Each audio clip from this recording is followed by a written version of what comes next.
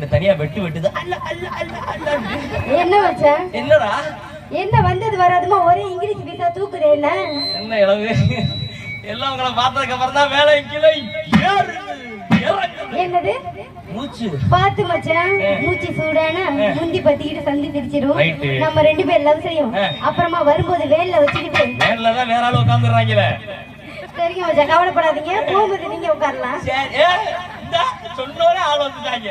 Attendance போடுறதுக்கு வந்துட்டாங்க. தம்பி அது நான் இல்ல. நீங்க இல்லையா? அவன் இல்ல.